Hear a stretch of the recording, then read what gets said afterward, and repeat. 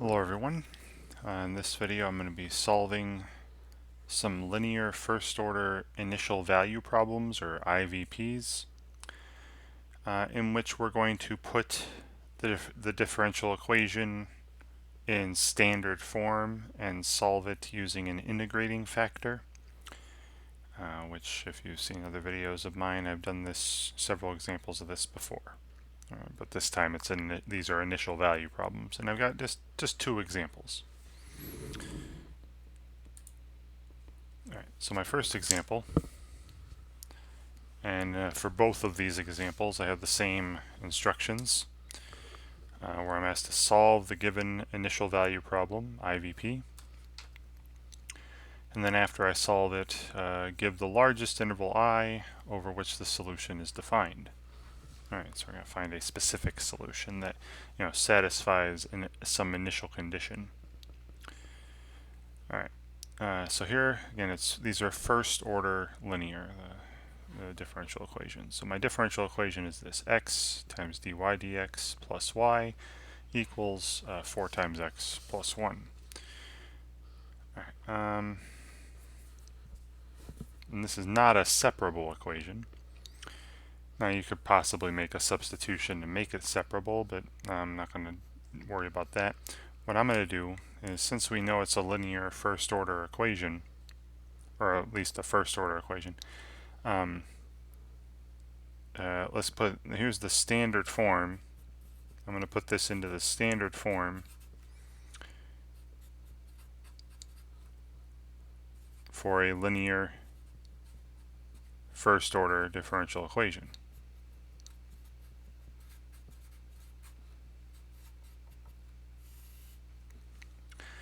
So that looks like this. The derivative of y with respect to x, or they don't have to be y and x. Just treating y as the dependent variable, x as the independent variable, and then plus some function of the independent variable, say p of x, times the dependent variable y, equals, and then some other function of the independent variable, say f of x. So again, I'll point this out. I don't think I did this in the last video, but see where this variable y is treated as the dependent variable,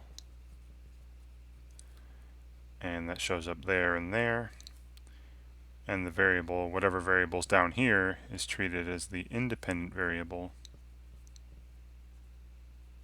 and it shows up there, and there's a function of the independent variable there and a function of the independent variable over there.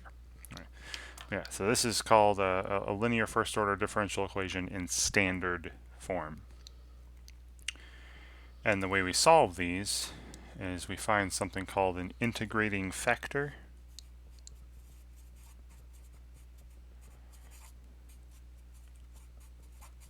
which is going to be I of whatever the independent variable is. Okay, so I of x in this case. And what this is, it's e raised to the integral of p of x dx. Right? So again, the independent variables are showing up. And after you find this, you multiply both sides by this integrating factor, and then go from there. Right? And again, if you saw my other video on these standard form linear first order differential equations, you've seen other examples of me solving an equation like this. If not, hopefully after these two that I have in this video, you'll understand what you do and how to work it. All right. So first off, this equation here is not in standard form, so I want to put it in standard form. It's almost there. I mean, it's got the derivative and something times y and equals some function of x, and if it's dy dx, we're treating y as the dependent variable and x as the independent variable. But notice the coefficient on the y prime here is not 1, right? In the standard form, the coefficient on the derivative is 1. So I'm going to divide everything by x, right? That'll make it into 1. Now, careful. If you're dividing by x, that means that x cannot be 0. So later, when I state what the largest interval over which the solution is defined is, that interval can't have 0 in it. All right, can't have x equals 0 in it. So just be aware of that. All right, so after doing this, we get our equation in standard form. We'd have dy dx plus, 1 over x, right, divided times y, equals, and then 4x plus 1, divided by x would be 4 plus 1 over x. Right? Again, as long as x is not 0. And there we have it, right? This is an equation in standard form. You have dy dx plus, and then this 1 over x is the p of x, like here, times y equals, and then this 4 plus 1 over x is the f of x. Great. So now that I see that, it's in standard form, let's find now this integrating factor. So again, I'm going to call this I of x. So it's e to the integral of the p of x, which is 1 over x. So let's put 1 over x dx. So that's e to the natural log of the absolute value of x, which is just x. All right, so the integrating factor is simply x. So wow, you're going to see that I could have just kept the equation the way it was to begin. All right, maybe I should have recognized that. Anyway, so what I do with this integrating factor, this x, is I multiply both sides of my standard form by it. All right, so I multiply by the integrating factor.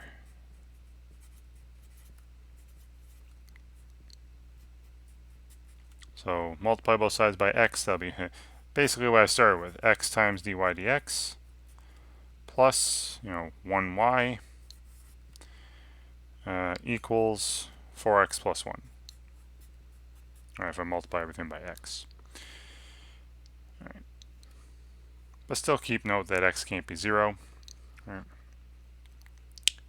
right, now, the whole reason of multiplying, the whole purpose of multiplying by this integrating factor is so that this side with the derivative in standard form, this side with the derivative is actually the derivative of a product with respect to the independent variable. All right, if you remember the product rule, see this side is actually the derivative of the integrating factor times the dependent variable. And this is with respect to x, with respect to the independent variable. And you can check it out, right? Take the first factor times the derivative of the second, dy dx, plus the second factor y times the derivative of the first with respect to x, which should be 1. So you see how this left side now is the derivative of this product. Equals, then the right side is, this 4x plus 1. And then I can separate my differentials. Now it's kind of like a separable equation here, where I separate the differentials. So the differential of xy equals, this 4x plus 1 times dx, times the differential of x.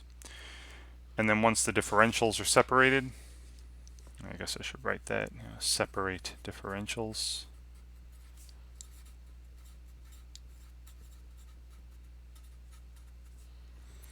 And once the differentials are separated, then we integrate. So they have the integral, the indefinite integral of the differential of x times y equals the integral of 4x plus 1 times dx, right, the differential of x. Now the integral of the differential, they just undo each other, right, if they're just touching like this. So this is just x times y over here. And then over here, technically you could write plus a constant, but hopefully you've seen me do this before where, I'm just going to put plus a constant on one of the sides. And over here, this would be 2x squared plus x, plus some constant. All right, so c is a constant.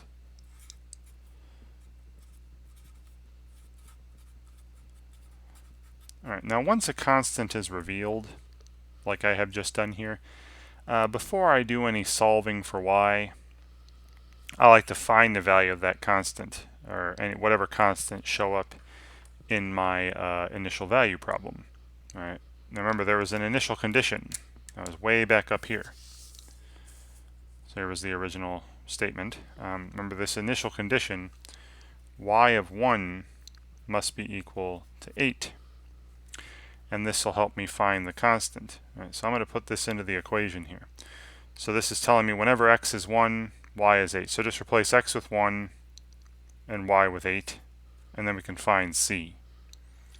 So we have 1 times 8 equals 2 times 1 squared plus 1 plus c. So this is just 8 equals 2 plus 1 plus c. So c, the value of the constant, must be 5.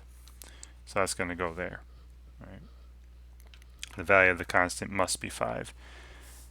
And then I can divide by x and solve for y. We get our explicit solution. Y equals, dividing everything by x here, we have 2x plus 1 plus, c, the constant is 5 over x. And there's our solution. All right, there's our solution. Now, they did ask us to, give the largest interval over which the solution is defined. And remember from earlier, I said I don't want that interval to include 0. And you can see from the ending that x cannot be 0. Right? X cannot be 0. So the interval can either be, negative infinity to 0, or 0 to positive infinity. The thing is though, you have to pick one, and you choose one based on the initial condition. Oops, sorry. Choose one based on the initial condition. Right, the initial condition given was this, y of 1 equals 8. So I need x equals 1 in the interval. And the only one of these intervals that has x equals 1 is from 0 to infinity, right? So I'm ignoring the negative infinity to 0 interval. So my solution is y equals 2x plus 1 plus 5 over x, defined on the interval from 0 to infinity, just not including 0. All right, and this solution should pass through the point 1, 8. And let me show you this. All right, so let's go back. Since this is a first order differential equation, I can make a slope field for it. If I just solve for dy dx, so it'd be y over x, 4 plus 1 over x minus y over x. Let me draw that slope field up. Here's the slope field generator from Desmos. And if I solve for y prime, I'd get, again, 4 plus 1 over x minus y over x. All right, and here's the slope field for that. There you go.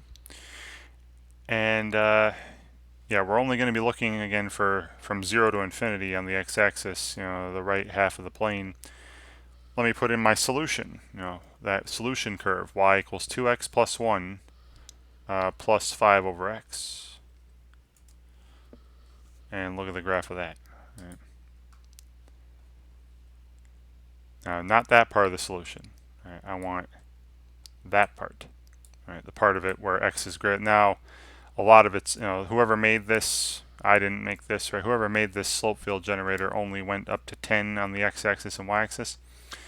But do you see the part of the solution that kind of dips into the slope field here? You see how they're following the slopes? Those little lineal elements on the slope field. See, these are pointing down, the curve is going down. These are starting to turn around, point up, the curve is turning around and pointing up. So this part of the curve is a good solution curve for this differential equation. All right. So let me just go back here and yeah. So great.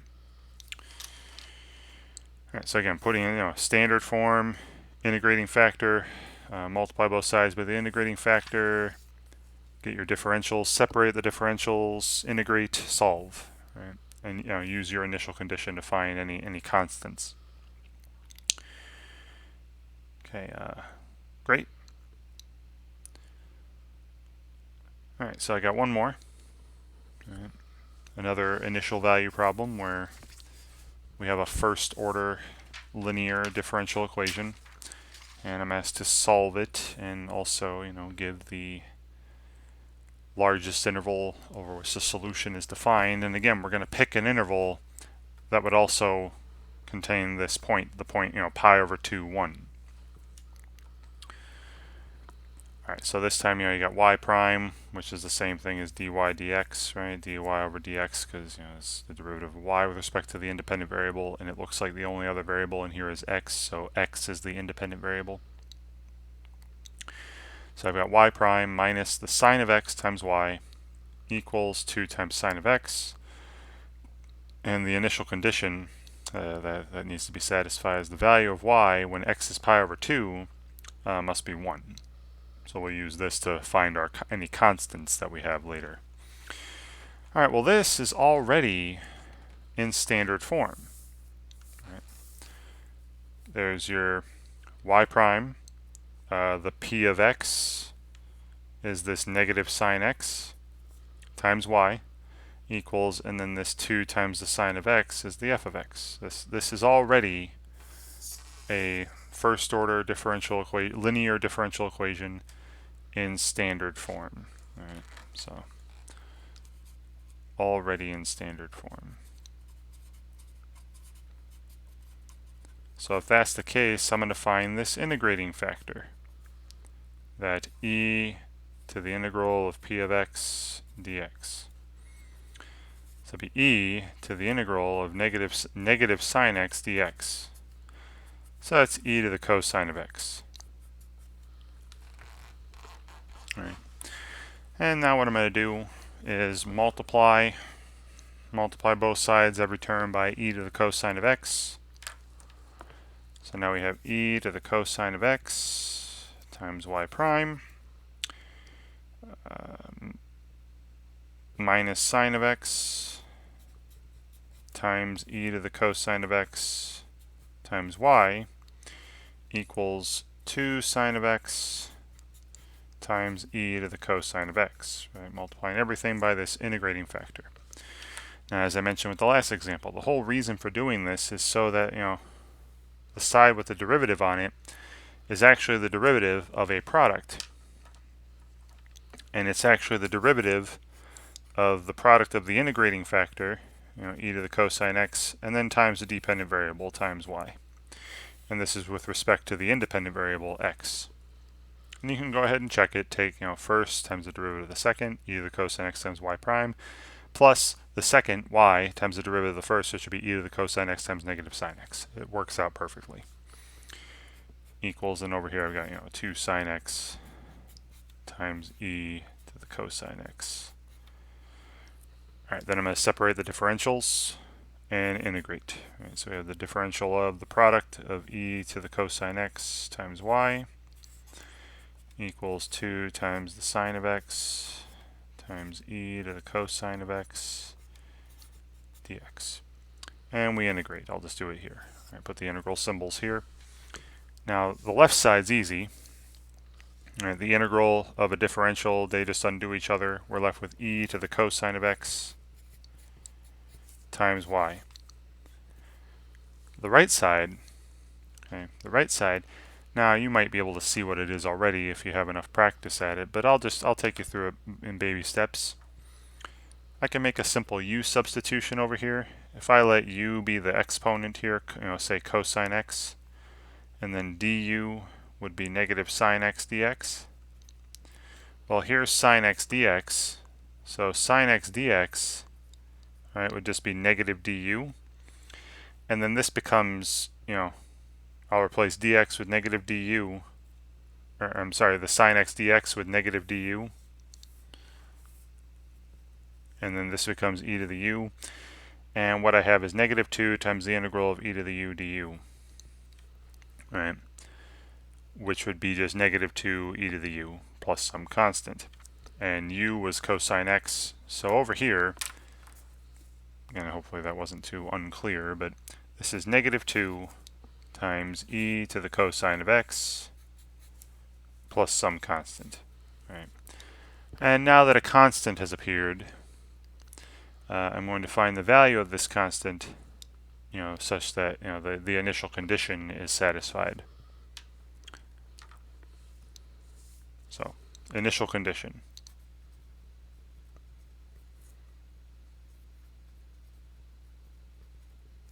was this. The value of y at x equals pi over 2 is 1. So I'm replacing all the x's with pi over 2 and all the y's with 1. Alright, so we have the following. E to the cosine of pi over 2 times 1 equals negative 2 times e to the cosine of pi over 2 plus some constant. And then we can solve for the constant. Now the cosine of pi over 2 is 0. And e to the 0 is 1. So we have 1 times 1 over here. We have negative 2 times 1 here. So the value of the constant must be 3. All right, and that's going to go in here. All right. Hopefully that all made sense. And then to solve for y, I would multiply by e to the negative cosine, right, to get y alone. So we have y equals, now when I multiply this by e to the negative cosine, I just get negative 2 plus, and then the constant is 3 times e to the negative cosine of x. And there we go.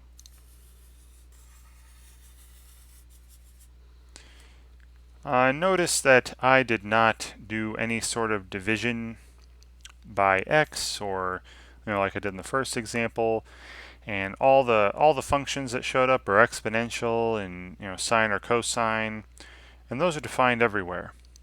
All right. So the interval on which this is defined, the largest interval, would just be all real numbers, right? There really wouldn't be any restrictions. Right? There was no point during this whole problem where I divided by anything that couldn't be 0, right? So just wanted to point that out. So so it looks like, the interval over which it's defined is all real numbers. Right. And then let's see how this looks in a slope field. All right, let's see how this looks in the slope field. So again, I'm going to solve for y prime up here. So I'm going to add the y times sine x over here. So I'll have y times the sine of x plus 2 times the sine of x. So I'll put that in as the derivative here in this slope field generator. We have y times the sine of x plus 2 times the sine of x.